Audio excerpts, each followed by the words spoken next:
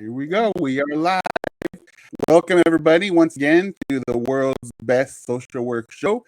My name is Ernesto. You might know me from Social Work Mentor on any of the social media platforms or from socialworkmentor.com.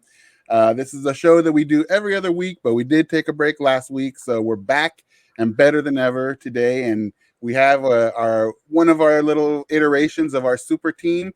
We may have a few faces pop in and out as we go, depending on people's availability and stuff. But this is what we're starting with. And so we'll have everyone introduce themselves right now, and then we'll move into the topic for the week. And I think it's one that either if you haven't experienced it, you're going to want to know about it. We're going to talk about toxic workplaces today. But before we get there, like I said, let's talk to some people that are not toxic and have them introduce themselves. So I guess I'll call you as I see you on my screen here. And for Friday. I know. I'm drinking coffee right now, but this drink might change as we get into the topic. I might have to slip a little something extra in there. Okay, Brittany. My name is Brittany Williams. I'm a licensed clinical social worker. I am in San Diego, so happy to be here. All right, cool. We were talking before we started about the temperatures where people are. I have, and Mara has a fan going on because it's a little warm where we are. I guess Sabrina says it's okay where she is. How about you, San Diego? It's like raining today. Yeah, it's like overcasty, rainy. Yeah, like, man. I just wish it would actually rain. That's my thing. Yeah, don't play with us. Yeah. Okay. Well, Sabrina, thank you, Brittany. Sabrina. Hi, I'm Sabrina. You can find me at Sabrina in Social Work on TikTok and Instagram. I am an MSW with a focus on macro social work. All right, cool. Well, everybody, like I said, we might have at least one other person drop in. We're hoping, but we'll see what their schedule allows for. But we'll go ahead and get started. And so before we get into the topic, I just wanted to, especially since we took some time off last week, and also I was thinking about this as a show, I kind of want to try out doing a little tried and true social work facilitation activity, just like a check-in, an upfront check-in. And so if you're a social worker, a therapist, a counselor, you may be familiar with that process and group, doing groups and stuff. So I'll go ahead and get started just because I didn't prepare anybody for this, I don't think. And as I'm talking, you might think of something that you'll want to share. But just for myself, I'll say that I am actually feeling pretty excited and busy. The past few weeks have been, I've had a daughter come home from college, finishing her first year. I have another daughter in finals, and so studying and doing all that stuff. I might have mentioned before, I'm in a coaching course to become a professional coach in the education and human services sector. So I'm almost finishing that, and I have like a bunch of projects that, of course, I've kind of procrastinated on. And then the thing that I'm most excited about and I'm proud is that I was invited to be the keynote speaker for my grad school of social work graduation coming up. But I'm also a little nervous because also I haven't written the speech yet. So, but I know what I want to talk about. I think I'm going to talk about like this year's graduates kind of potentially being the first wave of graduates entering like a new world, a new model kind of post-pandemic, and how will they define and create the field and help the field evolve to something that reflects the reality of where we are. So something Love that, along Ernesto. Yeah. Congrats. It's big. Yeah, that's huge. That's so exciting. It is. I'm a little nervous, but I can, as you can see, I can blab, so I'll be all right. So anybody else have any check-in stuff they want to share, or what's been going on? Any big exciting news, or just how you're feeling today? I'll share. So the NASW of California did a macro social work conference, and it was 2 days. It was last Friday and this Friday. And it was just such a breath of fresh air to have a social work conference actually focused on the things that are pertinent to the work that I do, where usually a lot of the social work conferences are very direct practice focused, very intervention focused. And that's just not where I am in my practice. And so it's really nice to be able to surround myself virtually even. I wish it was in person. It would have been really great. But I was going to fully ask. understand needing to do the virtual right now and just not knowing. But it was great. There were so many. This morning, there was a presentation where 3 social workers who are all hold public office did a panel. Oh, cool. And the facilitator, his name's Victor Manolo. He is also a social worker who teaches, but I think he's the president of NASW California, the board president. And he also has been in public office before. So that was exciting to just be around folks and to hear a lot of talk about policy and running for elections. They did, stuff on voting and voting rights and making sure we're getting our clients out to vote. So it was just really very heartening. And it's some people who I actually know, and being relatively new to California, I don't see people I know very often. And so it's just nice to kind of reconnect with folks. That's awesome. I wish I would have heard about that. I guess I wasn't paying attention to my emails or something, but that's it's for me, it's apropos because I like do a little political stuff on the side too. And right now I'm like 2 weeks away from election for a city council candidate that I'm helping to manage the campaign. So it's like crunch time for that too. So that adds to the craziness. Anybody else with? But thank you for sharing that, though. I'm glad you remind us that there's more than kind of what we always see when people think about social work, but there's also that macro level, policy level stuff that's huge. So thanks for that. Anyone else? Yeah, I'll go. Okay. Just a real quick question, Sabrina. Any talk about like the compact, like where social workers and It was for those of us who don't have licenses to practice. So I'm just kidding. It wasn't all unlicensed folks, but that was not the focus. I actually don't think anyone said anything about it that I saw, but I didn't go to all of them, but I did most of the sessions. What is that? I don't even know that I know what that is. The compact? Yeah. So like PsyDs, licensed mental health counselors, they have this kind of like interstate compact. So as long as 15 states, and like everyone's getting it except social workers.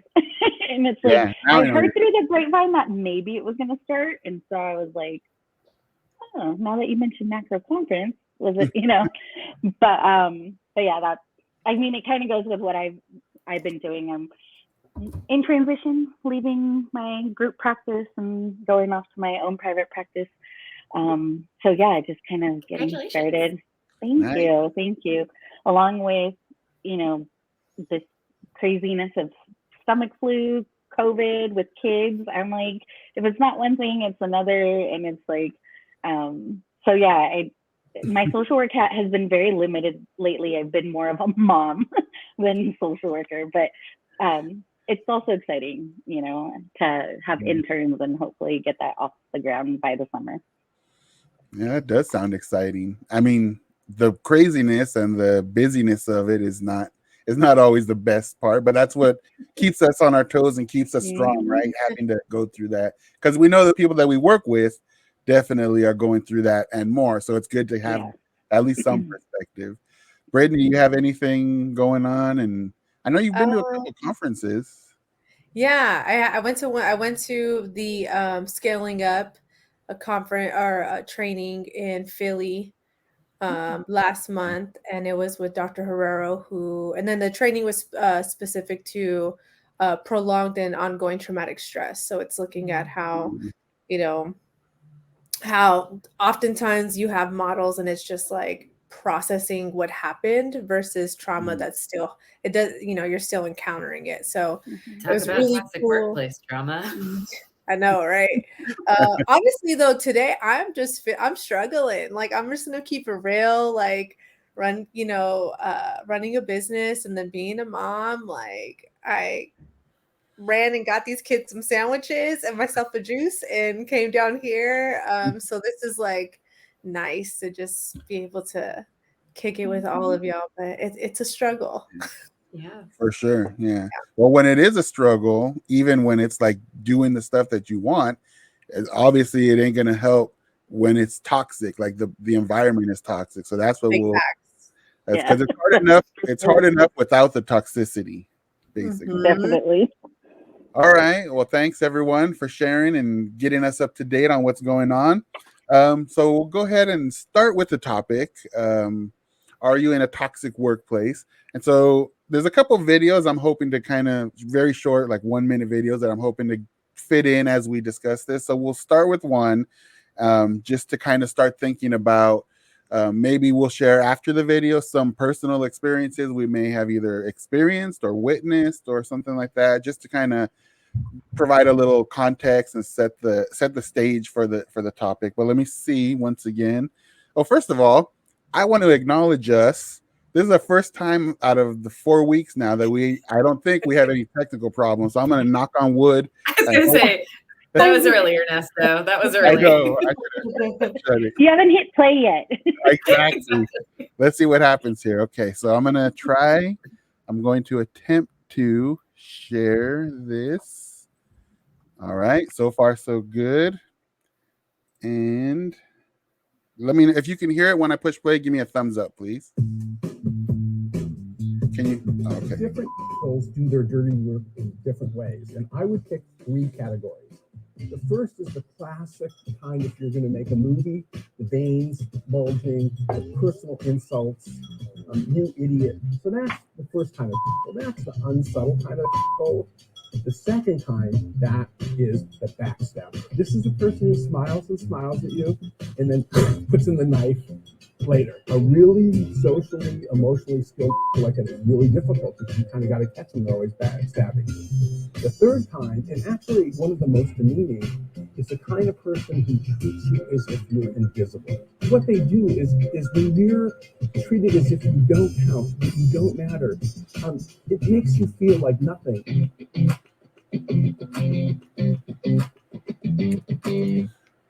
All right, I think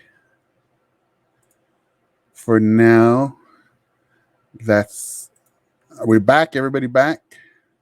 Okay.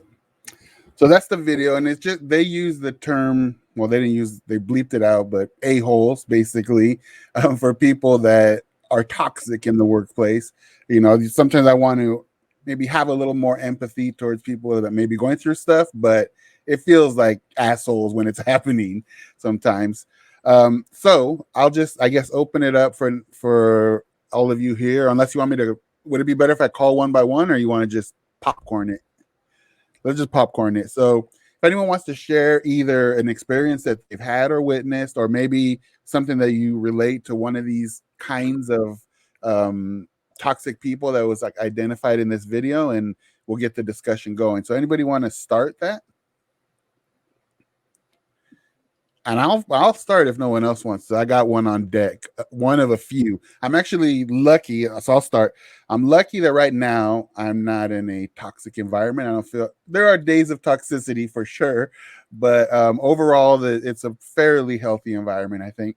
But there was once when it was so unfortunate for myself, selfishly at least, because this was a job, a role that I got into that I really like in the perfect world, in the way that I think it should have been run. It was a awesome opportunity to like do prevention work, be in the community, interact, like do all these innovative, awesome things. I was so excited when I got there. I had all these ideas. I was pumping out all this stuff, and it was just like I was loving it. But as the weeks and months went by, it was, there was a lot of like micromanaging and people, co-work, like watching each other, like, reporting back to this boss and that. It became very clear how toxic, cancerous, like it was, to the point that I very clearly I was noticing that I was becoming an asshole. Speaking of assholes, like I didn't like the person that I was then becoming, like on the job and outside of the job. And so at a certain point, I was just like, you know what? I have to get out of here. I I can't stay here. I don't know what it's going to do to me if I stay. So I took a fairly significant demotion to leave, but I mean, as soon as I left and I came back, or I came to a new place, it wasn't a perfect place, but I felt immediately much better. Like just the weight was off my shoulders, and I still have the regret. Because the regret is because not long after I left, or a little while after I left, but still, a few of the main causes of that toxic environment actually left. So it did kind of open up to the opportunity that I would have wanted to be in.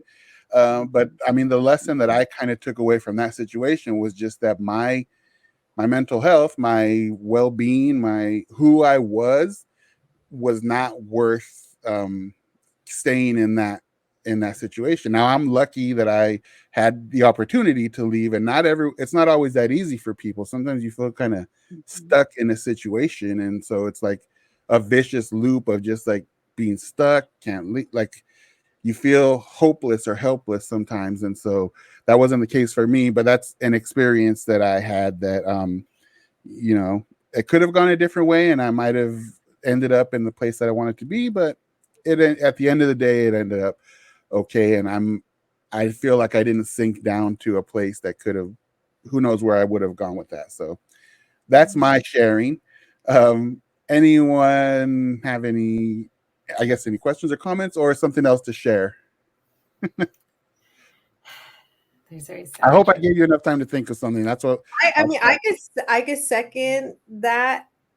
And so, like, I think I had to ask myself the same question. Like, do I like the therapist, the social worker I'm becoming?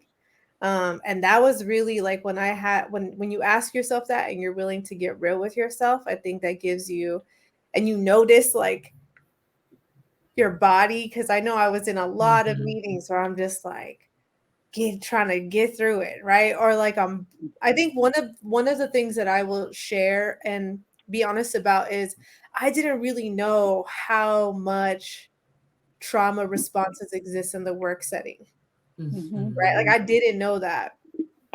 And a big piece of it is because the way I was raised, you get a job, you're supposed to be grateful that you have a job, right? And you're supposed to be professional. Don't question nobody. Like just keep your head down and work hard. Unfortunately, in the mental health field, if you do that, you're going to get hustled, right? So I didn't have a voice. And I was saying yes to everything. And I recently shared a TikTok video where somebody asked me about my first year post-grad experience in the field. And I was like, I was completely in survival. Like I just got 2 kids. The husband's not working. Like he's transitioned out of his job. I'm now working. So I couldn't speak up even if I wanted to. I was afraid.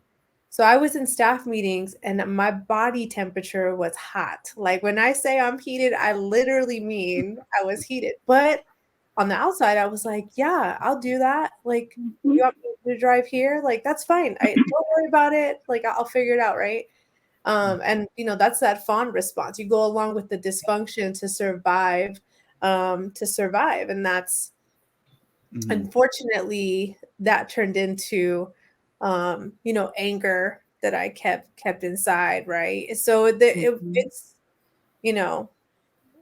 I also relied on other people. So I call this person like my big sister, right? Like she was the one to speak up. She was the one to like, and she also had a lot of privilege, and I was grateful though that like I would go to her like, hey, say this, you know what I mean?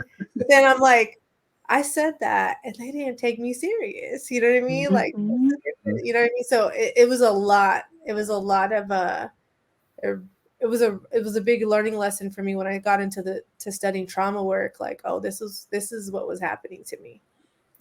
I've been giving these 2 presentations pretty much back to back to our frontline staff lately. And I'll do one on self-care, which is really a boundaries workshop that I do. And so it's all about, but we do go over like, here are the trauma responses that are probably coming up in your body. And here are some things you can do. And then I do a trauma-informed care one. And the trauma-informed care one links specifically to my one on boundaries and self-care. And as I'm giving it, I have a mix of supervisors, managers, and frontline staff in these sessions. And I take time to talk directly to the managers and supervisors and say, like, we need trauma-informed workplaces. So this whole entire lesson I just gave on trauma-informed care is really how you should be creating the environment for your staff. And so as I'm talking about, when we're working with folks, like, here's what we're looking for trauma response. This is what trauma response looks like for some folks. I also then followed up with, and bosses, this is what trauma looks like in your staff. And it is, you are responsible for your staff. And here's the trauma response that they can be exhibiting when you have an unhealthy workplace. And so this trauma-informed care is not, most of it is organizational, right? So coming from, say you're at a program, you're at a housing program, for example.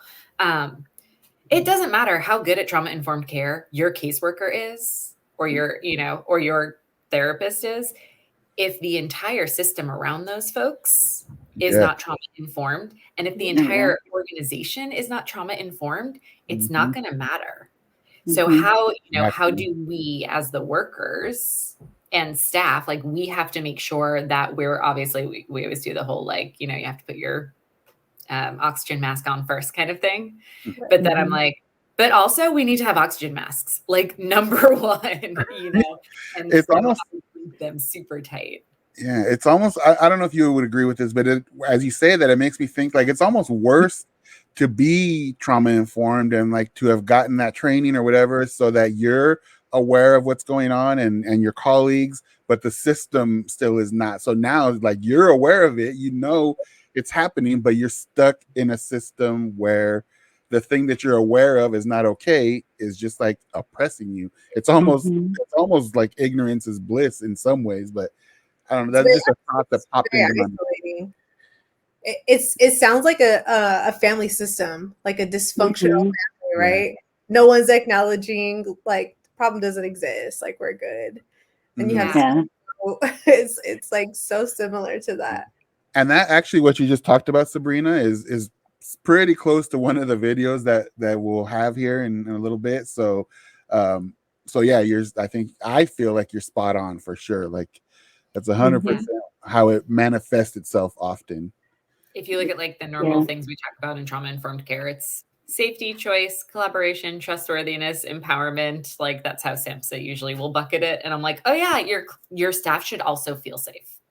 Your staff should have physical and psychological safety. Your staff should also be able to be collaborative, make choices. They should be empowered. Like, it's all exactly the same thing. So if you're coming from a management perspective and a supervisor perspective, or the organizational perspective, and trying to implement trauma-informed care organizationally, I think that that's just going to be able to help our clients in the long run, but also, like, we have to care for our staff that way. And we don't in a lot of nonprofit spaces and a lot of social work spaces, we do not make that a priority, because a lot of times we say that clients get priority, and we can all agree or disagree if that happens in practice.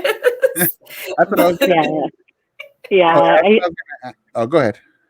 No, I was going to say, I totally, kind of dovetailing onto what you're saying, Sabrina, like, when I work in government at the local mental health, right, it's like, they would task certain people, right? You'd have, like, task force to do all of this trauma-informed care. And then the funny thing, the ironic thing, right, is that they put the people that are the most burnt out on these task force, right? And it's like, we have nothing else to give. And so, like, I was on one of them.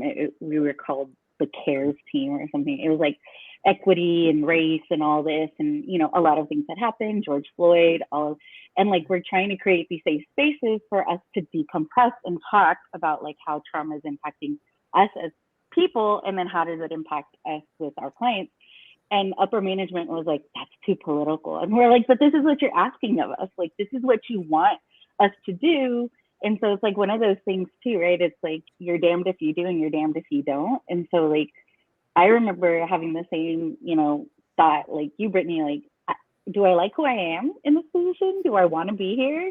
you know? And then when I finally left, I was like, oh, it's great. Like, I don't have to rely on anyone else to dictate when, with, if, and when I do something. But, you know, when you talk about supervision, like, I supervise interns, and a lot of times they don't even see the option of leaving, right? Because it's like in grad school, we're told, like, get your registration number, get your hours, become licensed. And it's like, you're not going to go far if you're burnt out. If you have a toxic environment, like, you're going to start regretting this choice.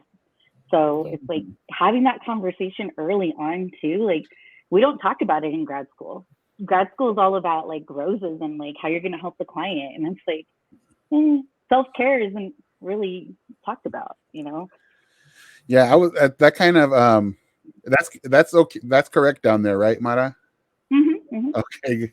Yeah, just if you haven't, if you may not have already done so, but go check out Mara's website. She mentioned that she's getting started with her practice, and so you can check it out there. You'll see it down there on the bottom of the screen. But I was going to ask, or I was actually, I guess, going to say that I always find the post like on Facebook, let's say, super interesting when someone brings up the question or the topic of, you know, I want to get a promotion or I want to go for these higher jobs, but you know, I don't, it's I feel guilty leaving my clients, or I feel guilty, like, and there's always like a back and forth between people that like are like, yes, advocate for yourself, take care of yourself and your family, and then those that say you should just leave the field. It's not, this is not what the work is about. You shouldn't be doing that. You know, you're I've seen people say you're so selfish and things like that. And so, you know, it's I kind of think, and I don't, you know, Brittany, you've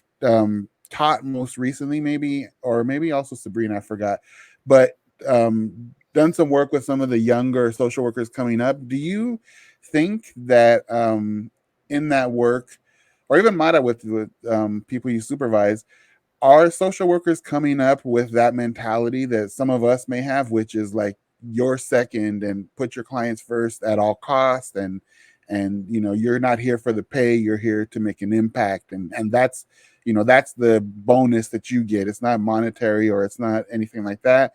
The bonus you get is just helping someone. Meanwhile, you need to help yourself. So is that you know, is that that stuff? I definitely see that with, I mean, I teach at a community college, right? So they're getting their associate's degree and moving into a BSW. But yeah, I mean, I think it's still pretty revolutionary for thinking for social workers to have this, like, have a healthy money mindset. And you know what I mean? Like, I think we have a horrible relationship with money.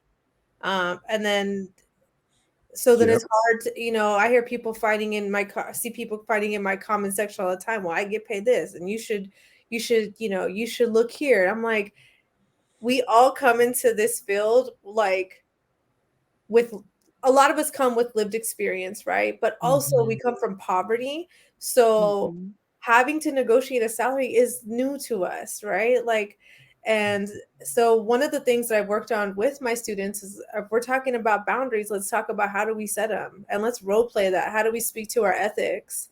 Put that in an email, right?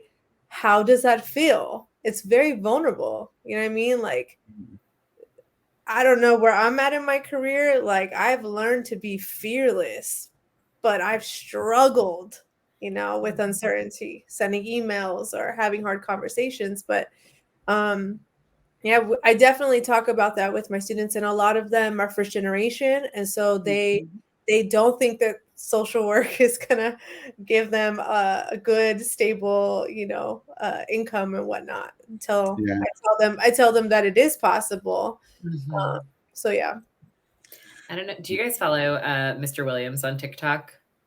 He's the kindergarten teacher who, like, oh yeah, he just left. He became a social worker. So he became a social worker. His comment section was awful from social workers, saying, like, you know, because he was basically, his TikTok was about like leaving the toxicity and underpaid and, you know, terrible place that he was in teaching and moving into social work.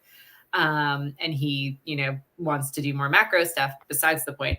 But there were so many social workers in his comments like, oh, nonprofit and social work is 10 times worse. It's so awful. It's terrible. Like, you're going to have a terrible time. That wasn't a good move. And I was like, wow, people, like, yeah, okay, we have issues, but like, that's the thing you decide to say to a new grad who's like proud that he just graduated from an MSW program. Are you kidding? Right. But it was really that idea of like, you're like, so many social workers being like, you're not going to get paid anything. You're not, you're going to be in toxic workplaces. You're not going to, there's no boundaries. And just like, I was like, wow, y'all are in, like, granted, I've been in bad places before with talk, like, I've seen it, I know it, but like, it was aggressive for a new grad post.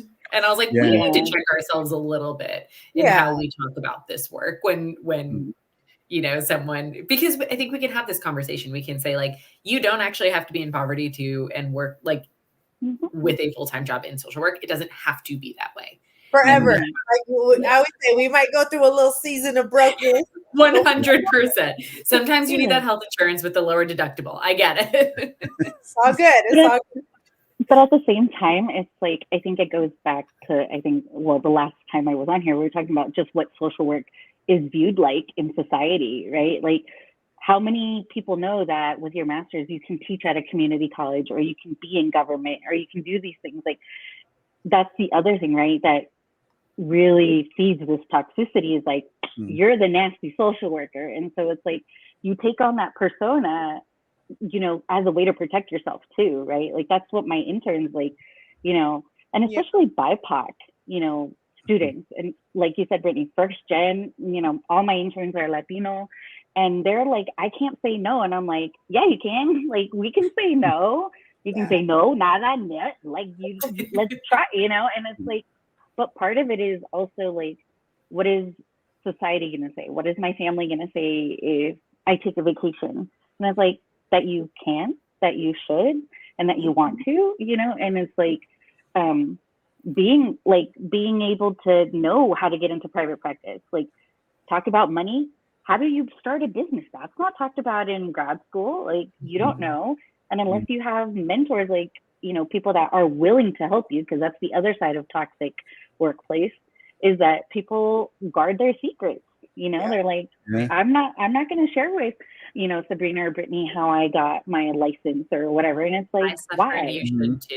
Or it's like, why would you do that? I don't want to do that. I want you to become licensed so you take some of the load off.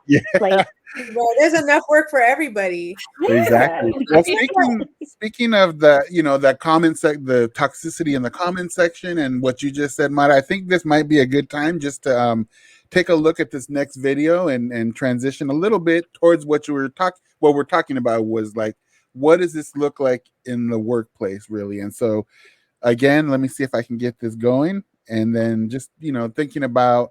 So the title of the video is "What Happens in an Unsafe Work Environment." So let's see if any of it sounds familiar. We want to feel safe at work, which means we feel that we can be ourselves. It means that we feel safe enough to raise our hands and say, I made a mistake, or I don't feel qualified for the position you've given me, I need more training, or I'm struggling at home, it's affecting my work, I'm scared, I need help. And to say any of those things with the confidence that our boss or any of our colleagues would rush to support us. Because if we don't create those psychologically and sometimes physically safe spaces, but those psychological safe spaces, what we end up is with a group of people who come to work every day lying, hiding, and faking. They're hiding mistakes. They are not admitting if they don't know how to do their jobs. They would never admit that they don't know something for fear that it makes them vulnerable, for fear that it maybe makes them the weak link, that they'll find themselves on some short list at the next round of layoffs. And the problem is how do you run a successful organization that's supposed to sustain over the long term, thrive over the long term, if people are literally hiding things that go wrong, not admitting that they don't know how to do their jobs, and never admitting they need help? That doesn't last. That doesn't last. And the problem is when someone leads with a finite mindset, where they attempt to incentivize performance, and by the way, you can't incentivize performance, you can only incentivize behavior, then bad things eventually happen. Yo. All right, so I saw some heads move, some heads nodding. So it sounds like some of that landed. Anybody I heard Brittany right off the bat. Okay. So, one of the things that really keeps people in bondage in toxic work environments is when leaders lead by fear and shame. And I remember, I'll never forget it. And it might sound like it's not a big deal. It was my first year post grad. I made a mistake. Me and the supervisor had a conversation. I was like, dang, I didn't know that. Thanks for letting me know. The next day, she went over that mistake, didn't say it was me, but just reviewed it in a supervision meeting. And I remember, Brene Brown talks about what does shame feel like? That was like the most horrible feeling for me. And everyone knew it was about me, right? But it was just kind of like this, let's make it a teaching moment. But to me, like that felt so debilitating, right? So I totally hear when he talks about like people are going to not be honest and vulnerable and then what does that lead to? Perfectionists. You know what I mean? And so I totally feel that video, and I think that it's a very old school mentality, like the fear and the shaming, because you might see results of people getting in line, but that's not productive in a person's growth and development, and also wellness within that organization. Yeah, for sure. I think, like from my perspective, one of the things that it makes me think about as a supervisor, because similar to Brittany, and from what the reactions that I saw, maybe others, is that I've been on that end of that, shame or just whatever the situation was, making me feel a certain kind of way in a particular role. And so now as a supervisor, I at least have some ability to change my little area of this organization. And so I try to the one approach that I try to use is make it very clear upfront every time I hire a new person is that myself, everyone on this team is going to make mistakes as we go, but as we do, we can learn from them, and it's not about punitive action, it's about getting better every day. But the thing is that I can say all that stuff, and it's important, I think, to provide that kind of foundation or expectation up front. But then the work then is also in being true to that and living that, as the work happens, because sometimes as a supervisor, it is when you're getting pressures maybe from up above to do X, Y, and Z, it can be easy to slip into something that is more punitive or shame, could come off as shaming or whatever, to try to reach some compliance or some level of performance, like the video talked about. And so the work that I really try to challenge myself with is living what I said I was going to do when I first hired them, and allowing space for mistakes. And I actually selfishly, again, sometimes I do it because I hope that to be reciprocated to me. I mess up all the time too, and I'm in hopes that people aren't expecting perfection from me, because they're never going to get it, first of all. But second of all, it's an opportunity for growth for everybody. So yes, I just think that within whatever area we're in, we all have the ability maybe to control some piece of changing that mentality. But as we've talked about, the system at the end of the day is still the big behemoth that we also, while we're on the ground floor, on the ground level, trying to make change, still have to think about how do we make that bigger change. Yeah. Go ahead. A lot of my team, previously functioned in a very it was a pretty punitive environment, where mistakes were not handled well. And so a lot of them were you can visibly see again, kind of that trauma response where they their shoulders and they're humming and hawing and having a hard time getting things out. And so I'm very similar, Ernesto, where one of my big things is that I have to model that for them, because they haven't been shown what it is to be vulnerable in your mistakes, be able to own your mistakes, and then also be able to then get over the mistake so that you can get through to the solution. Mm-hmm. Because that's the other thing, is then if we never get to that point, then the solution never happens. Mm-hmm. And so, you know, just being very, you know, open with my team and being like, hey, remember when I asked you guys for that thing and then I didn't do the thing and here's where it messed up. And here's what and that was bad. And here's why it was bad. And here's what happened. And here's how I'm going to work to fix it.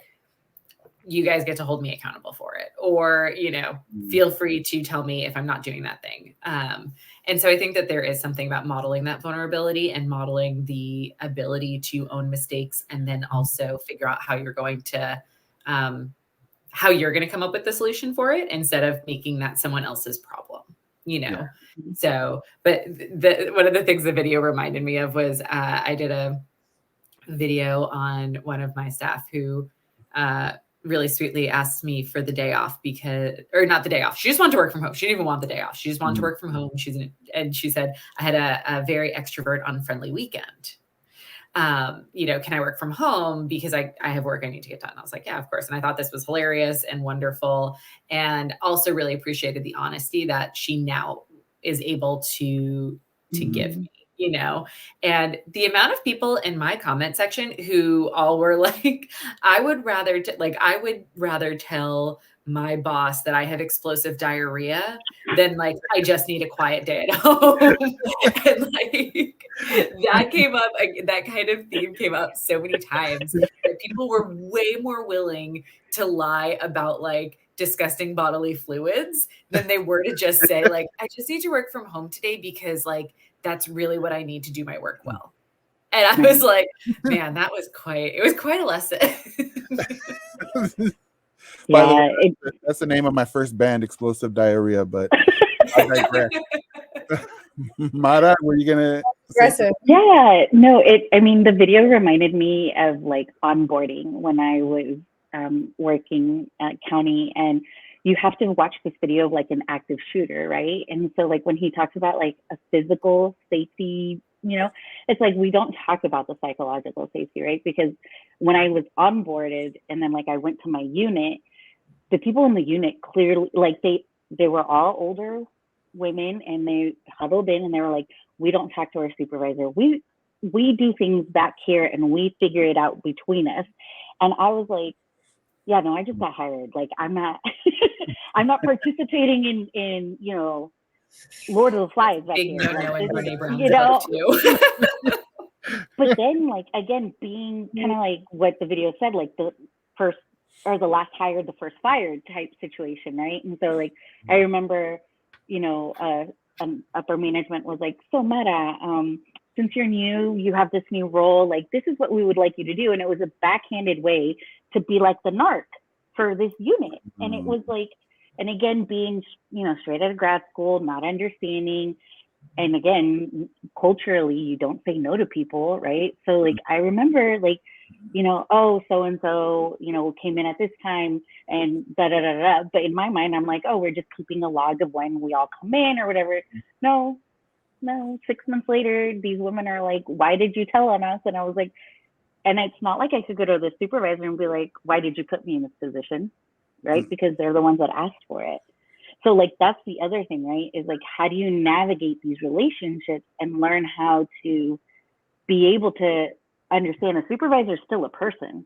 Like you still get to say no to them, and it shouldn't reflect badly on you. It should actually be a sign of, you know, encouragement. Okay, well, let's talk about it. Like, why, you know, what solution do you have? You know, but yeah, that's one way to handle it is just running away, which is what I did in that job I told you about. That's basically exactly what happened. Like we were told to report on each other, and I just got out of there. But what I was gonna say though is that just like a real life manifestation that this kind of leads to, and he alludes to it in the video, Simon Sinek, I believe is how you pronounce his name. But in child welfare, for those who don't know, you have to typically regularly visit your clients, and that's like a must, like every 30 days usually, or every month usually. I mean, you have to have some contact with your clients to, at a very minimal level, kind of check in and know what's going on and check for safety and all those things. And when, workers are, sometimes it's newer workers, but sometimes it's, just anyone who's overwhelmed and who they can't handle their caseload.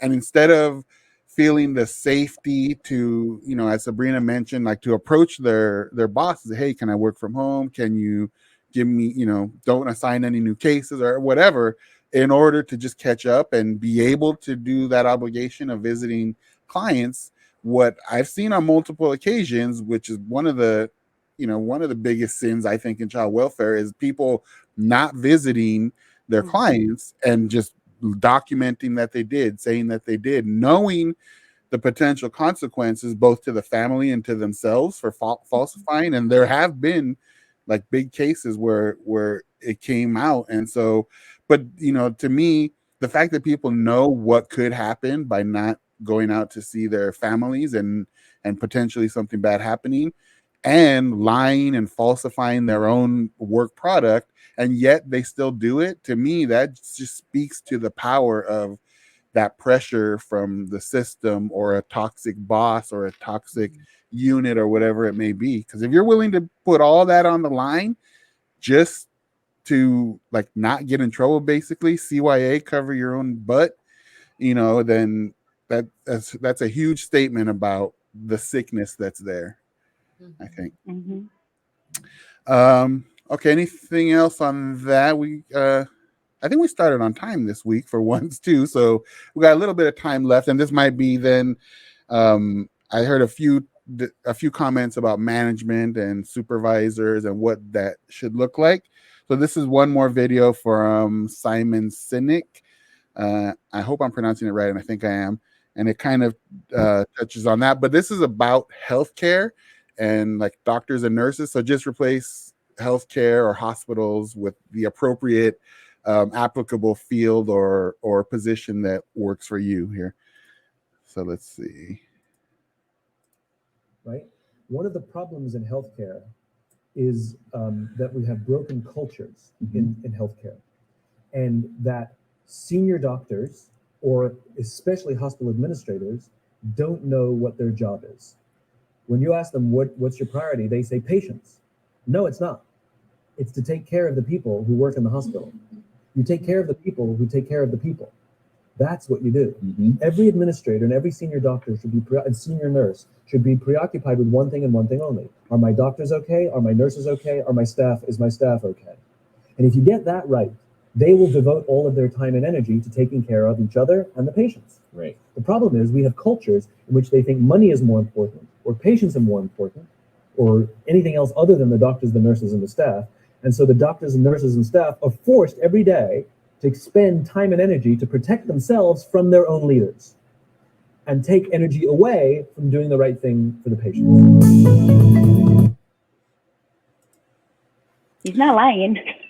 That's one that was Sabrina, I was talking about that I was kind of relating to your comments earlier. And it's about, again, creating those kinds of environments that have the correct priority in mind. Obviously at a management or senior level, you do have, you have to respond to whatever it might be, a board of directors or, a budget that you have to worry about, or those kinds of things. And that's a reality of those kinds of jobs. But I do find that it feels sometimes that taking care of the people who take care of the people, it seems like it's almost like that's a checkbox really for them. Like, okay, we gave them some self-care, or we gave them this, or we gave them that, but it doesn't feel often like it's truly woven into the daily way that any particular organization operates. There are those out there that are awesome, but I think you're lucky if it's a checkbox, honestly. Like, yeah. You're lucky if anyone's even thinking about caring for the people who care for people. Like, yeah. It's super unfortunate, but it is, people have that idea that like we were talking about earlier. Oh, well, that you know what you're making when you signed on to work here, or you know what the work is, or, my thing's always like when we have money to get out the door for assistance, but we're not paying, or like we're doing case management. We have case managers who are making less than the people who they're case managing. And I'm sure we've all seen iterations of that where, you are working with people are working with clients. I mean, my first job, I always say they offered me enough that I would be on Medicaid and food stamps. And I was like, no. But the sad thing is that someone probably took that, right? Like somebody was in a position. I negotiated it. But then it was like, it probably was even worse for me, quite frankly. I probably had less disposable income at that point because I had to pay for health insurance and I had to pay for food without SNAP benefits. But it really, I mean, I think it's kind of a really pervasive thing, which is when we focus so much on spending on clients without focusing on the fact that the people who are doing the work can barely survive. We are not caring for those, we are not caring for those folks, and they're not going to care for them well. That's the thing, because then people quit. I mean, right now, people are quitting social work or social services field like everywhere else, left and right. But a lot of it's because they can make more at Target. It's not because they don't want to be doing social work, and it's not that they don't care about people, and it's not that they don't love the work. It's that they need to survive, and so they can survive better at working at McDonald's that's making $19 an hour, or the $22 an hour at Target or whatever. And that's on us. Like shame on the field for setting those expectations. Yeah. That is insanity. It's Brittany, you're muted.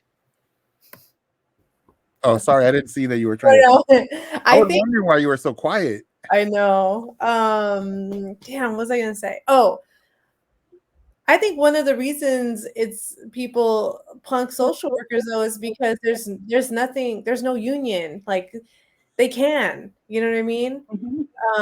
Like nobody treats, I mean, any other helping profession that way that's unionized. Or they'll try, but there's consequences, right? There's pushback. Are you guys on the social work equity campaign? No, I don't know anything about it. So they have a call right now. It was from 6 to 7 Pacific time. It's the social work equity campaign. So what they're doing is they're currently collecting information from folks via survey. And they are working to organize unionization of social workers from like whatever field, like, you can be in plenty of different fields, different focus. And there's this one guy who I adore. I can't think of his last name. It starts with a B, but he's been doing this since like the 70s. He's been trying to like put these folks together. But yeah, social work equity campaign. They're a very cool little group, and they are specifically focusing on unionizing social workers across the country right now. That's amazing. So one of the reasons why I went private practice, group practice route was to be able to provide associate level therapists a position where they can make good money and not have to work so many hours. But yeah, it's challenging. I think that I think that even BSWs need to be paid more, like from entry to, license. It's just, we do a lot of work. So yeah, it makes a huge difference, because I'm fortunate to work for an organization, a government organization that we do have a union, and a pretty strong union. And when I talk to colleagues from places that don't have a union, like we're both amazed. I'm amazed of like their pay and what they have to go through, and they're amazed at what we have, and the difference is just super stark. And I mean, where I live is also very high cost of living, but even with that, the pay that I get, if you level it out with other places, is much more reasonable.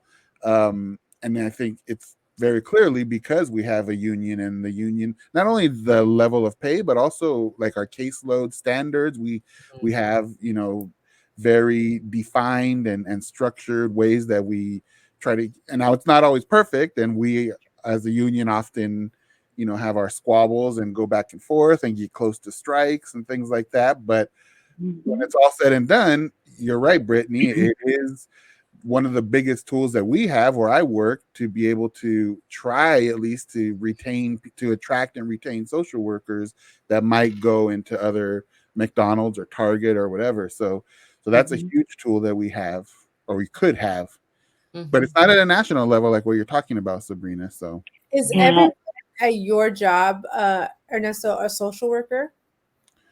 Like according to like how we defined it, you know what I mean? Well, what do you mean by we? Because everyone like the NASW, like the BSW or an MSW, basically, like degree in social work.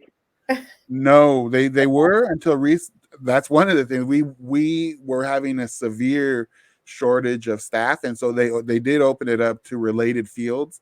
So there's some like psychology majors, that's cool. like I think like human development even for some roles, and so it's definitely has opened up, and in California, or at least where I am, we don't have the licensing standards that other places have, and so yeah, so I don't know if that answered your question though. Yeah, no, the reason why I asked that though is because remember last time I was here, I was talking about how we have different ethics than so like when you have a social worker that's trying, you know, we're in grad school, like you practice your ethics, drive your practice, but you're working for someone who doesn't share those ethics or doesn't know what they are.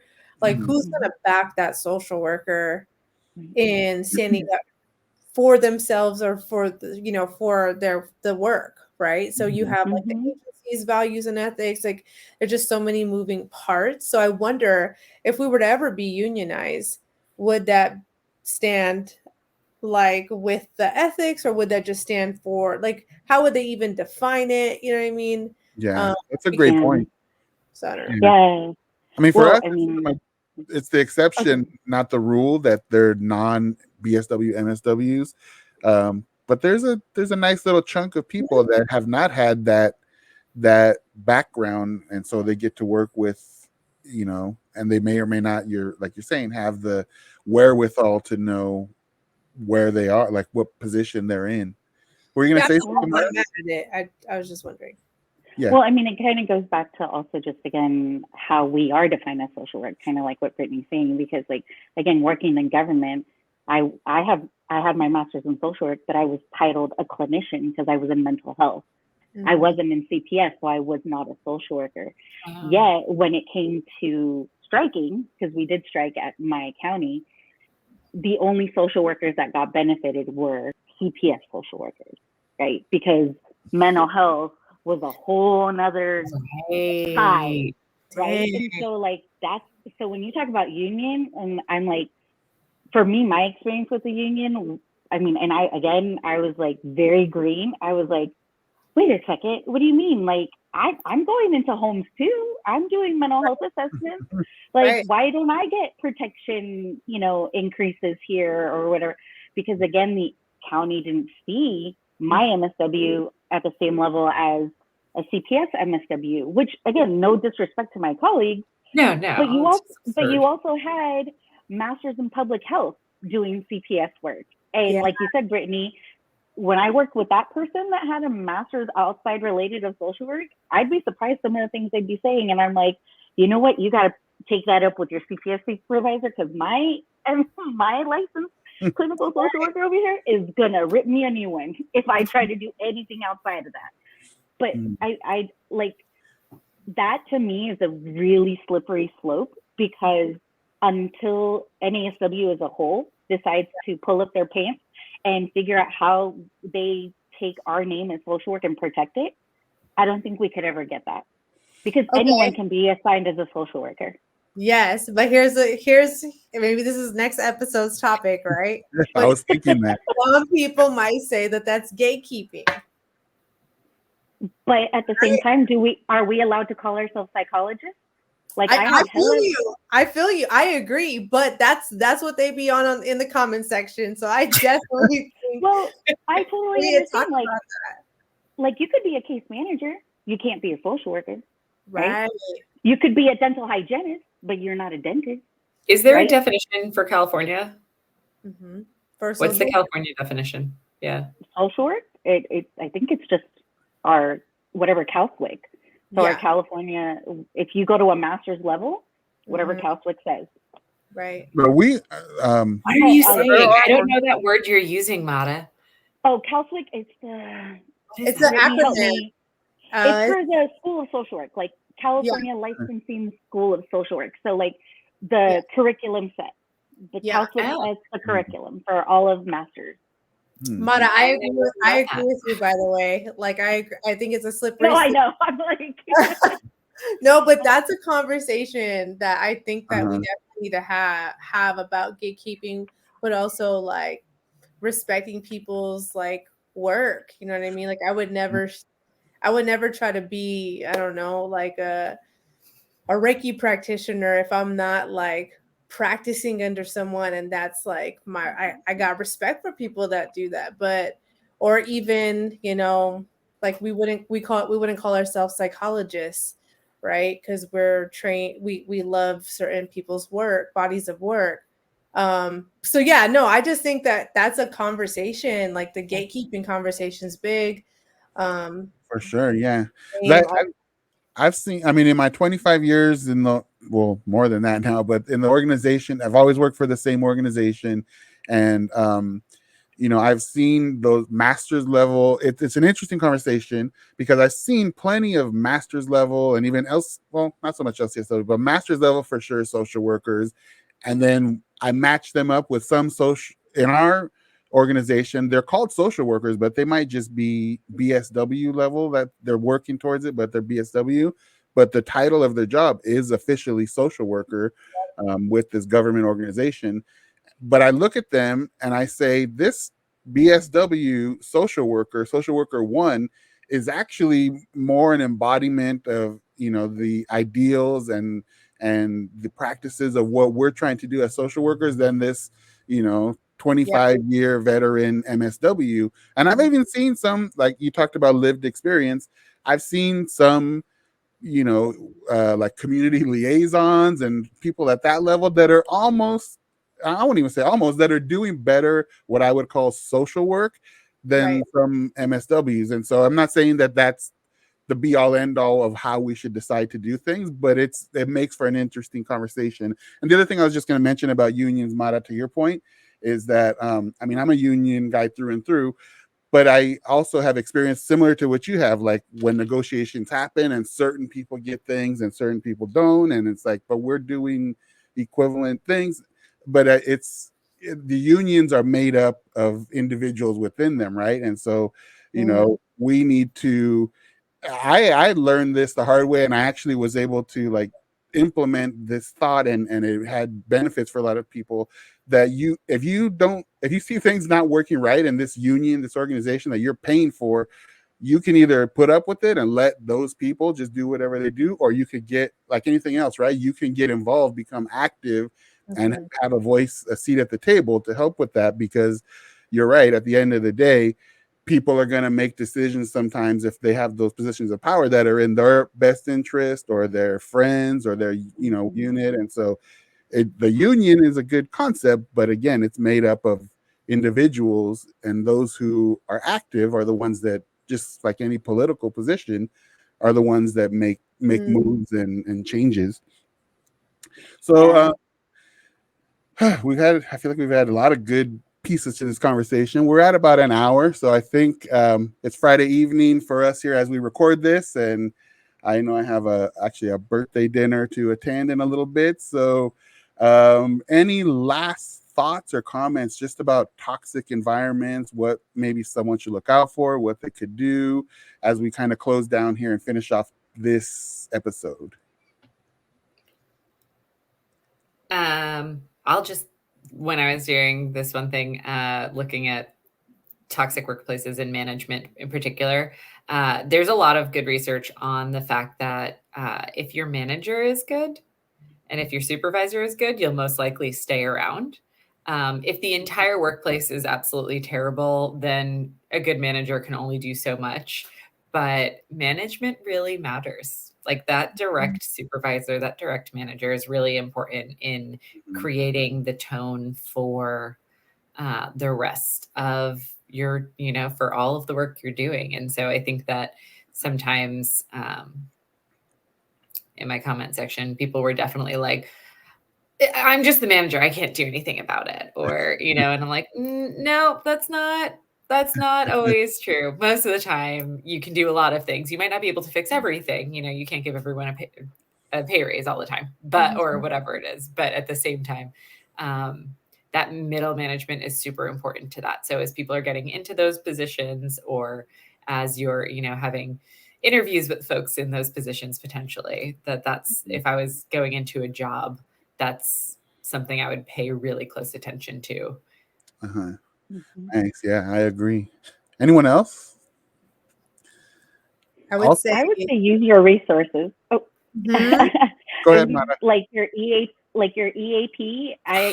things like that. Like, we talk about self-care, and I tell my interns it's not about self-care, because self-care can be a band-aid. It's about restorative care.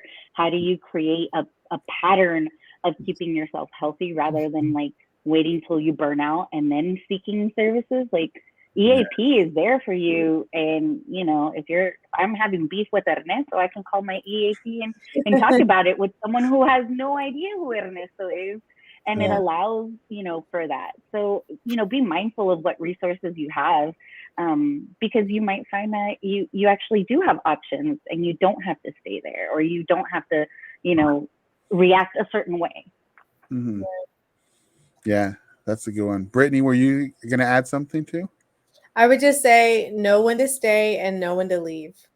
When I say know when to stay, maybe that's because you're almost done with your hours, or you financially can't afford to leave because of whatever. But if you choose to leave, create a vision for yourself. Like, what do you want it to look like? Do you want to take that PTO, or do you want to save it and cash it out and start your own shit? You know what I mean? Like, create a vision.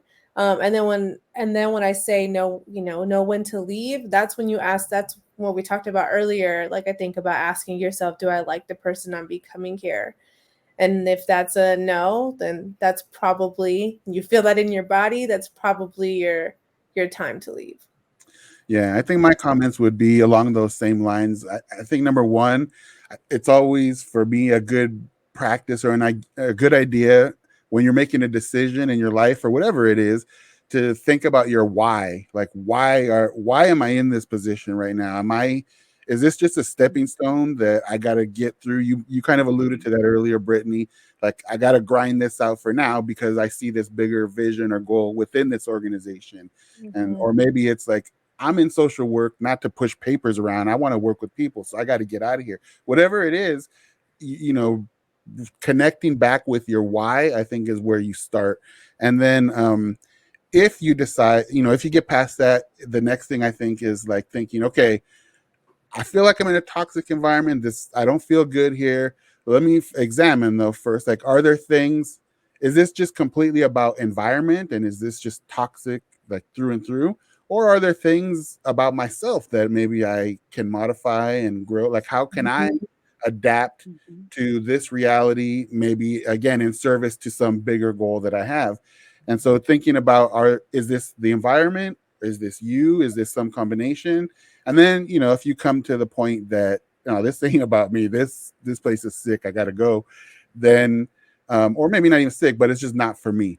Then I think, as we talked about earlier in the conversation, I would suggest don't be like, what's the word I'm looking for? Like, just have a limited idea about what you can do. Think about, if it works for you, think about, private practice or some kind of business or the private sector. Like, there's so many opportunities, government policy, running for office, whatever it may be.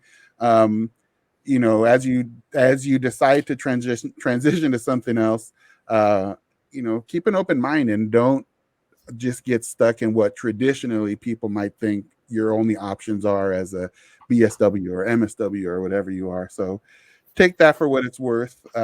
But I think the combination of all of our words, if you can pick and choose and find some good gems there that could work for you if you're in that situation.